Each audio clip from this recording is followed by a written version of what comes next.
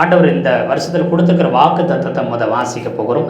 ஆதியாகமம் 12வது அதிகாரம் 2வது வசனத்தை 3வது வசனத்தை ஒரு சத்தமா எடுத்தவர்கள் வாசிக்கும்படி அன்போடு கேட்கிறேன். நான் உன்னை பெரிய ஜாதியாக்கி உன்னை ஆசீர்வதித்து உன் பேரை பெருமைப்படுத்துவேன்.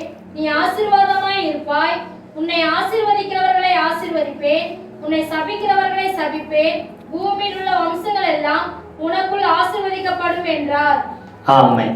ஆண்டவர் இந்த வருஷத்துல நமக்கு சொல்லி இருக்கிற வாக்குத்தத்தம் என்ன சொல்லியிருக்கிறார்னா, நானே உன்னை பெரிய ஜாதியாக்குவேன், நானே உன்னை ஆசீர்வதிப்பேன், நானே உன்னை உன் பேரை பெருமைப்படுத்துவேன், அதனால நீ ஆசீர்வாதமா இருப்ப, நீ நல்லா இருப்ப.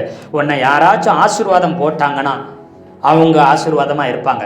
யாராச்சும் உன் மேல சாபத்தை போட்டாங்கன்னா அவங்கள நானே சபிப்பேன்னு ஆண்டவர் சொல்றாரு.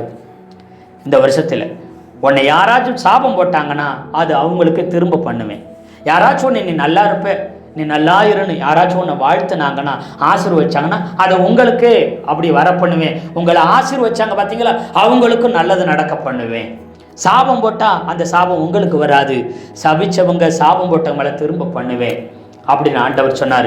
அதோட அல்லாமல் பூமியில் உள்ள வம்சங்கள் எல்லாம் உனக்குள்ள உனக்குள்ள எல்லாத்தையும் ஆசீர்வதிப்பேன். ஒன்றுமில்லாமல் இருக்கிற உன்னைய நான் பெரிய ஆளாக்கி உன்னை ஆசீர்வதித்து உன்னை உயர்த்தி உன்னை கனப்படுத்தி உன்னை நான் அழகு பார்ப்பேன் ஆண்டவர் வாக்கு கொடுத்திருக்கிறார். எத்தனை பேர் ஆமென் சொல்றீங்க?